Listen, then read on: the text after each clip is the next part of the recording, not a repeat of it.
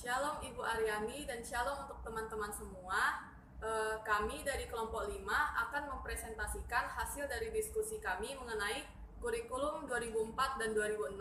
Sebelumnya, perkenalkan saya Weni Karolin dan selanjutnya rekan saya Nathan Fajar Sono Sanjaya akan mempresentasikan latar belakang kami membahas kurikulum 2004 dan 2006. Halo Ibu Aryani dan teman-teman, saya Nathan Fajar. Kami di sini akan membahas mengenai kurikulum 2004 dan 2006 dan saya akan menjelaskan latar belakang dan tujuan kami membahas kurikulum ini. Seperti yang kita ketahui bahwa Indonesia itu berganti kurikulum 10 tahun sekali. Lalu seperti yang juga kita ketahui bahwa kurikulum 2004 ke 2006 itu begitu singkat. Lalu kenapa sih seperti itu? Nah, kami dalam presentasi ini akan menjelaskan perbedaan kurikulum 2004 dan kurikulum 2006. Nah, selanjutnya saya akan menjelaskan mengenai filosofi dari kurikulum 2004 dan kurikulum 2006. Di kurikulum 2004 memakai filosofi rekonstruksionisme. Mengapa yang dipakai adalah filosofi rekonstruksionisme?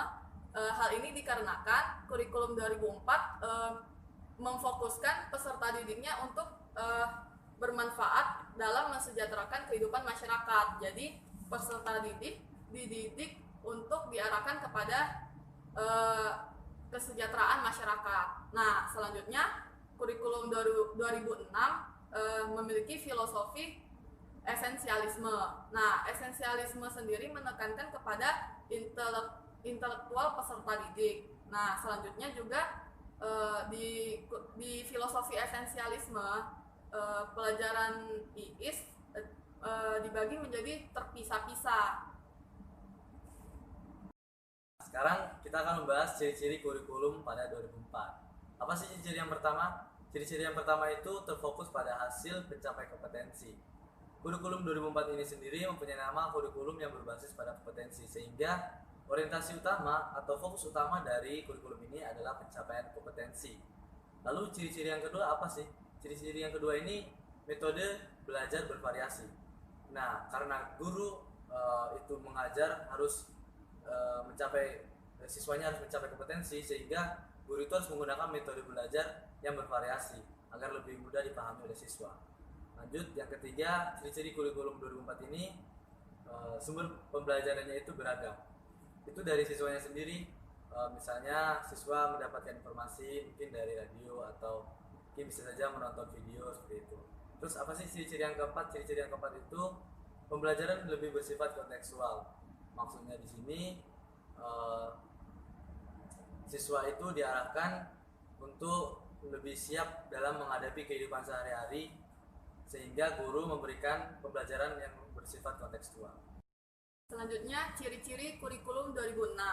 Nah, yang pertama, kurikulum 2006 ini berorientasi pada pengembangan individu. Nah, jadi siswa mencari dan menemukan sendiri ilmu dan pengetahuan yang akan diperolehnya. Jadi di sini lebih ditekankan setiap peserta didik harus mampu mengembangkan dirinya sendiri. Terus lalu yang ciri-ciri yang kedua, kurikulum ini disusun dan maksudnya pembelajaran yang ada disusun dan dilaksanakan oleh masing-masing satuan pendidikan atau oleh masing-masing sekolah. Jadi setiap sekolah boleh untuk mengembangkan pembelajaran sesuai dengan kebutuhan dan kondisi pada sekolah tersebut. Lalu yang ciri-ciri yang berikutnya, kurikulum ini dibuat mengacu pada SI dan SKL serta berpedoman pada BSNP. Selanjutnya kita akan membahas penyebab perubahan. Jadi apa sih yang menyebabkan perubahan kurikulum 2004 atau KBK ini menjadi kurikulum 2006? Yang pertama itu karena konsep KBK ini sendiri belum dipahami secara benar oleh guru. Nah, maksudnya di sini kurikulum 2004 ini atau KBK ini kan masih seperti baru gitu, menerapkan model pembelajaran yang bervariasi. Karena sebelumnya metode pembelajaran itu kayak masih dari teaching gitu, sehingga KBK ini sendiri kayak masih belum dikuasai atau dipahami oleh guru. Itu yang pertama. Terus yang kedua, karena keterbatasan panduan maupun fasilitas penunjang. Maksudnya di sini karena 2004 kan masih mungkin berkembangnya Indonesia gitu, jadi mungkin keterbatasan dalam buku, terus keterbatasan dalam teknologi. Selanjutnya kita akan membahas mengenai mata pelajaran IPS SD pada kurikulum 2004 dan 2006. Nah, di 2004 IPS sendiri disebut sebagai pengetahuan sosial atau PS. Nah, di dalam PS ini memuat materi pendidikan kewarganegaraan dan masalah sosial kemasyarakatan. Jadi kewarganegaraan dan masalah sosial kemasyarakatan tersebut masuk dalam pengetahuan sosial. Lalu untuk kurikulum 2006 IPS disebut sebagai IPS terpadu. Jadi disiplin ilmu yang ada dijadikan dalam satu mata pelajaran. Lalu tentunya yang kedua PKN dipisah, tidak gabung dengan IPS. Nah, berikutnya kelas 1 sampai 3 dilaksanakan melalui pendekatan tematik. Jadi IPS disesuaikan dengan tema yang ada. Itu untuk kelas 1 sampai 3. Dan untuk kelas 4 sampai 6 melalui pendekatan mata pelajaran, namun tetap IPS terpadu. Nah, selanjutnya kita membahas pelajaran IPS di SMP pada kurikulum 2004 dan kurikulum 2006. IPS di kurikulum 2004 ini disebut juga dengan pengetahuan sosial karena di dalamnya itu memuat seperti pendidikan kewarganegaraan dan masalah kemasyarakatan. Jadi IPS dan pendidikan kewarganegaraan itu dijadikan satu dalam mata pelajaran pengetahuan sosial.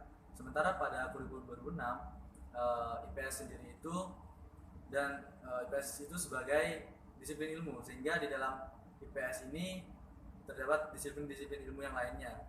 Sehingga kurikulum 2006 ini IPS-nya itu adalah pengetahuan ilmu sosial terpadu. Selanjutnya pelajaran IPS SMA. Pada kurikulum 2004 akhirnya PPKN itu dipisahkan dari IPS dan PPKN ini berubah menjadi pelajaran kewarganegaraan. Sedangkan pada kurikulum 2006 pada kelas 11 itu sudah dimulai penjurusan dan materi IPS itu diajarkan secara terpisah. Kelebihan dari kurikulum 2004 dan kelebihan dari kurikulum 2006.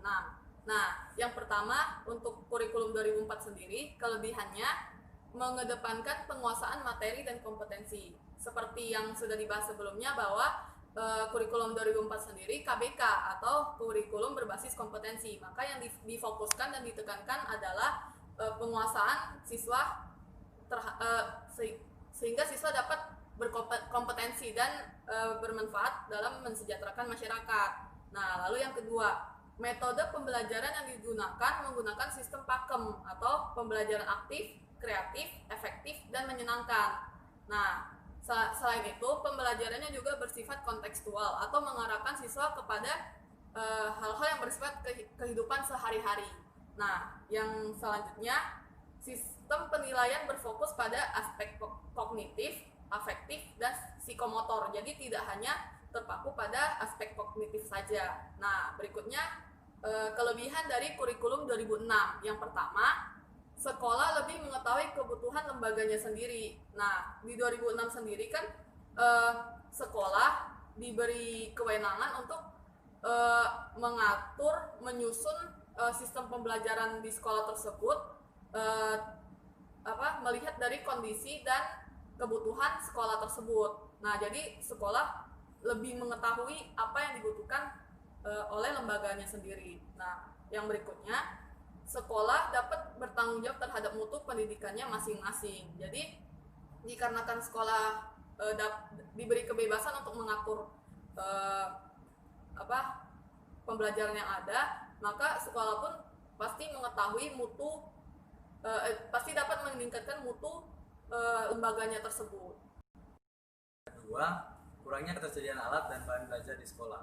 Maksudnya di sini pada kurikulum 2004 ini masih sangat terbatas seperti penunjang seperti buku, terus kayak seperti video gitu. Terus apa sih kekurangan kurikulum 2006? Kekurangan kurikulum 2006 yang pertama, kurangnya ketersediaan sarana dan prasarana pendukung sebagai kelengkapan dari pelaksanaan KTSP. Nah, di dalam KTSP ini kekurangannya itu karena masih kurangnya sarana prasarana seperti misalnya guru mengajar kan menggunakan PPT. Nah, pada saat itu proyektor dan mungkin seperti PPT itu terbatas gitu atau kurang tersedia. Terus yang kedua, banyak guru yang belum memahami penyusunan dan pelaksanaan KTSP di lapangan. Karena mungkin konsep KTSP ini masih belum banyak dipahami, sehingga guru itu sulit untuk menyusun dan melaksanakan KTSP di sekolahnya. Nah, selanjutnya teman-teman bisa lihat di sini referensinya. Ini adalah sumber yang kami tulis untuk mendukung PPT kami. Sampailah kita pada akhir dari presentasi kami. Nah, kami mengucapkan terima kasih kepada teman-teman yang sudah menyaksikan presentasi dari kami. Namun, sebelum kami mengakhiri presentasi kami, kami memiliki pertanyaan untuk teman-teman. Nah, pertanyaan ini berupa satu pertanyaan saja. Namun teman-teman bagi yang dapat menjawab. Nah, jadi sistemnya begini. Teman-teman dimohon untuk mengirimkan jawaban dari pertanyaan tersebut lewat aplikasi WhatsApp WA kepada Weni Caroline, nomor saya yang nanti akan terlampir. Jadi pertanyaannya hanya satu. Nah, saya hanya membuka untuk dua jawaban tercepat dari teman-teman, nanti akan diberikan hadiah. Nah, selanjutnya pertanyaannya ini teman-teman bisa catat dan bisa nanti dikirimkan ke nomor WhatsApp di sini atas nama saya Weni Caroline. Jadi untuk dua jawaban tercepat akan mendapatkan hadiah. Nah, jadi terima kasih atas perhatian teman-teman. Sampai jumpa, Tuhan Yesus memberkati.